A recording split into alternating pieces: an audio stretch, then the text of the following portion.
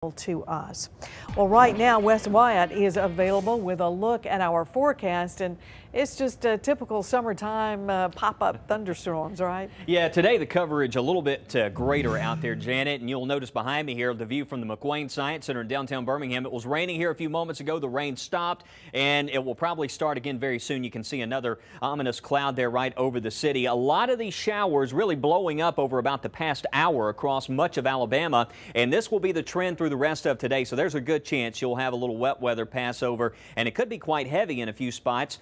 Noticing here south of Raglan, we have a storm that's producing some frequent lightning here, so you want to be inside Talladega, and especially if you're back here to the west of this wet weather today is moving east to west. Kind of an interesting setup, but right now this is approaching Logan Martin, so you want to be seeking shelter here around Riverside, Pell City. This will be approaching you shortly. Looking southward, we do have some heavier storms producing lightning around Winterboro. That's crossing Highway 21. Another one of these around Wilsonville, and that lightning's dropped off a bit, but this heavier downpour will be tracking towards Columbiana.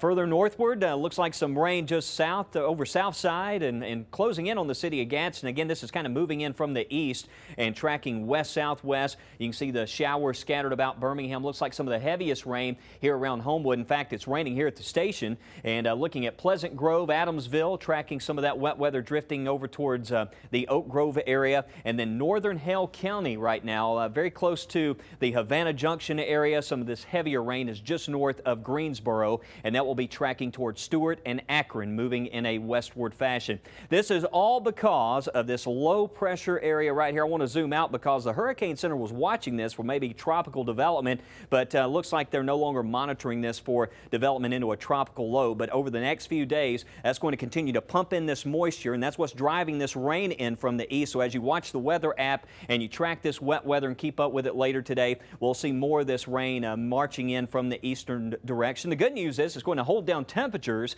I think for a lot of us, we top out in the 80s, but you see through 5 o'clock, the afternoon drive, there's a good chance we're probably going to run through some heavy downpours on our way home today, so you may want to factor in a little extra drive time there. 7-day forecast as we look into tomorrow and Wednesday. Rain chances stay rather elevated. I do think Wednesday most of the wet weather will be off to the west of Interstate 65 as we look at high temperatures staying in the 80s over the next several days. And Thursday, Friday, Saturday, Sunday, as we look ahead towards the weekend, I think we're going to get into more of the typical summertime setup. Storms primarily after lunchtime during the afternoon. But at least now through Wednesday, I would hang on to the umbrella. We could even see a little bit of this wet weather before lunchtime, morning, afternoon, and evening. Won't rain all day, but just be ready for the possibility of some heavier downpours. We'll continue to track this for you. We'll be back in a few moments with another radar update. Janet? Thank you, Wes. Well, a special Make-A-Wish patient gets a